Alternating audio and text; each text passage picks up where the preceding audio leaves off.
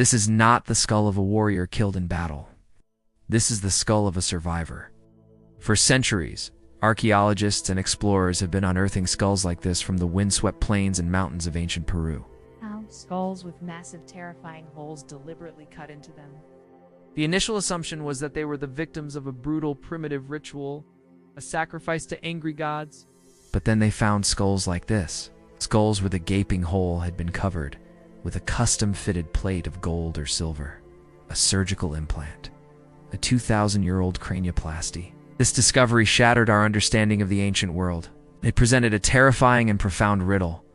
How could a civilization without modern steel, without antibiotics, and without surgical theaters perform successful brain surgery? This isn't a story about alien visitors or a lost supercivilization. The truth is far more incredible. This is the story of the ancient skull surgeons of Peru, a society that achieved a level of medical skill so advanced it would not be seen again on Earth for another 1,000 years. Our story is set in one of the most challenging environments on Earth, the Andes Mountains of South America. Long before the rise of the famous Inca Empire, this region was home to a succession of remarkable cultures, like the Paracas and Nazca peoples.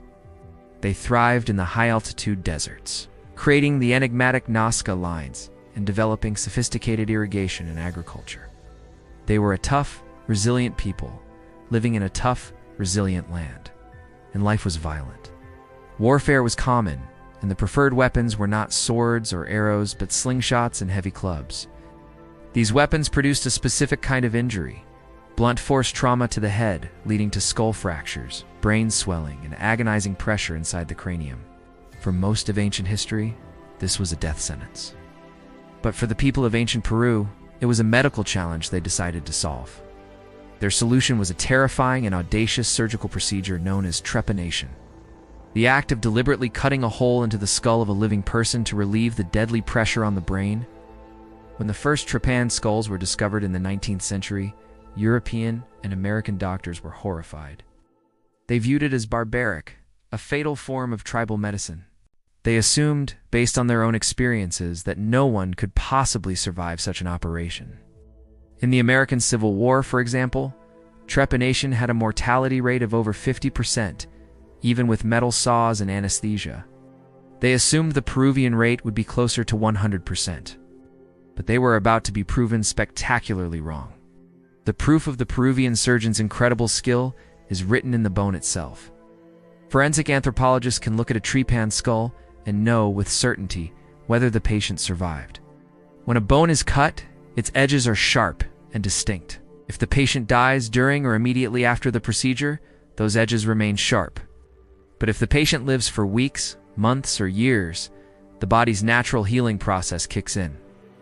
The bone around the hole begins to regrow, becoming smooth, rounded, and sealed. As archaeologists began to analyze hundreds of these skulls, the data they compiled was stunning. The earliest examples, from around 400 BC, showed a survival rate of about 40%, the surgeons were learning. Over the next 1,000 years, they perfected their craft. By the time of the Inca Empire in the 1400s, the survival rate for trepanation had skyrocketed to between 80 and 90%. Let that sink in. Ancient surgeons working in the open air with primitive tools were statistically more successful at brain surgery than doctors working in the hospitals. Of 19th century America and Europe, they were masters of their craft. Their surgical kit was ingenious. Instead of steel scalpels, they used sharpened flakes of obsidian volcanic glass that can hold an edge sharper than a modern scalpel. They used bronze knives, known as tumi, for cutting, and scrapers made from bone to slowly wear away the skull, minimizing the risk of plunging into the brain. For anesthesia, they likely relied on high doses of coca leaves, the source of cocaine, to numb the area, along with massive quantities of chicha, a strong maize beer, to intoxicate the patient.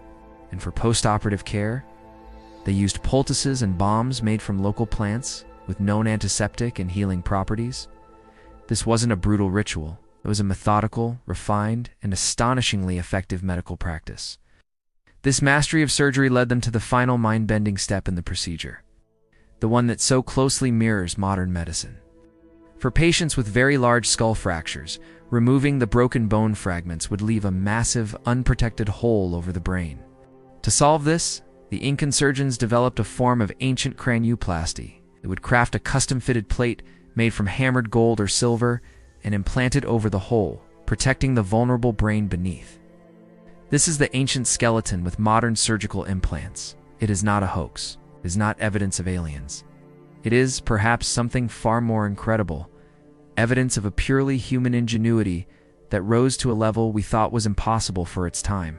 Of course, these remarkable discoveries, combined with the other strange practice of the Paracas people, the binding of infants' heads to create dramatically elongated skulls, have fueled decades of speculative theories.